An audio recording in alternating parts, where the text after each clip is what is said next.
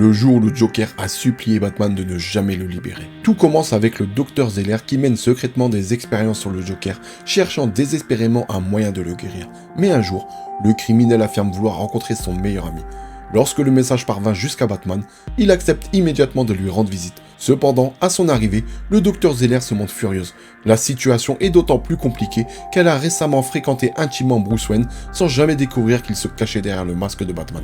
Pour garder le contrôle, Zeller impose ses règles. Elle oblige Batman à retirer ses bottes et à avancer uniquement sur les carreaux verts du sol. Les carreaux rouges, prévient-elle, libéreraient une décharge électrique capable de le tuer instantanément.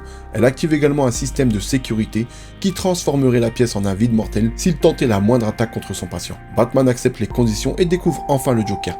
Enfermé dans un immense réservoir de plexiglas renforcé, rempli d'un liquide vert étrange, le criminel est relié à plusieurs machines destinées à calmer son esprit et à contrôler ses pulsions. Lorsque Batman lui demande comment il a réussi à le contacter sans passer par le Dr Zeller, le Joker révèle qu'un concierge nommé Joe Chad Jones, un ancien policier dont il a détruit la vie des années auparavant, lui rend parfois visite pendant ses rondes de nuit. Le Joker affirme l'avoir convaincu d'utiliser d'anciens contacts pour transmettre son message, mais Batman refuse de croire cette histoire. Il accuse le Joker de jouer un rôle, de prétendre être devenu quelqu'un d'autre. Pourtant, le criminel répond calmement qu'il se souvient parfaitement de tout. Toutes les atrocités qu'il a commises, toutes ses victimes, tous ses crimes, il n'a rien oublié. Et c'est précisément pour cette raison qu'il veut rester enfermé dans ce réservoir pour toujours. Il supplie même Batman de ne jamais le laisser sortir, peu importe les circonstances. Puis le Joker révèle la première raison de sa demande. Il avoue simplement qu'il est seul et qu'il pense que Batman est la seule personne capable de comprendre ce sentiment.